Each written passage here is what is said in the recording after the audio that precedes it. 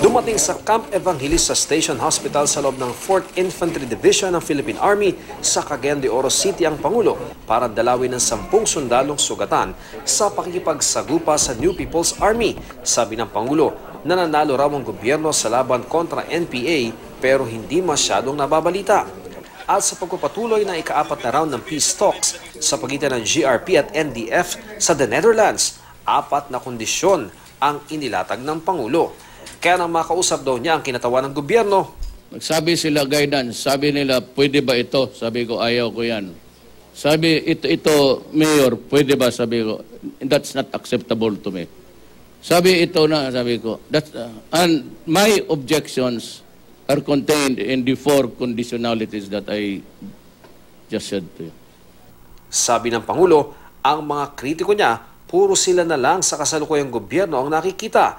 Hindi raw napuna ang ukol sa Disbursement Acceleration Program o DAP na umarangkada noong panahon ni Pangulong Noynoy Aquino. Kayong mga media ngayon, bakit ang gobyerno lang, bakit inyo kalkalin si Abad? Anong nagawa na Abad? Si Pinoy, despite of a constitutional ruling na bawal yung DAP, they continued to do it as if it was nobody's business.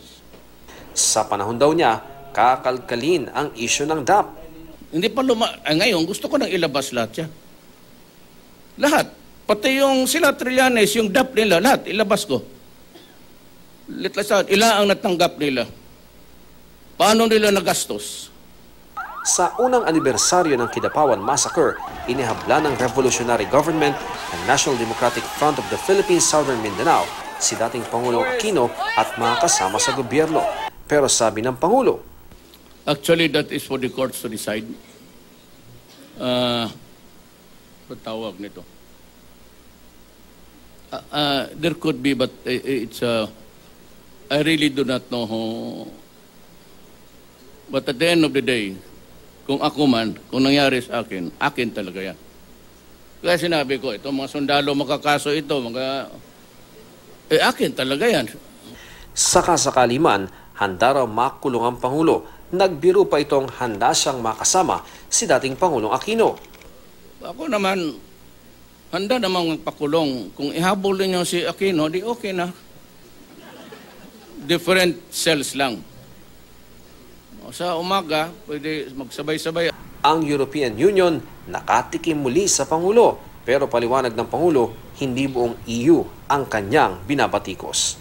Ang EU Parliament, yung mga politiko dyan, ito yung mga inotel na dapat kapunin. Yung EU Parliament, pero yung EU Commission, pero ba di rin, executive na ay merong may Congress. Yung mga politiko, kagaya namin, pang-inutil talaga yan. Walang ginagawa niyan kung hindi magpabili. But the EU Commission, wala silang sinasabi.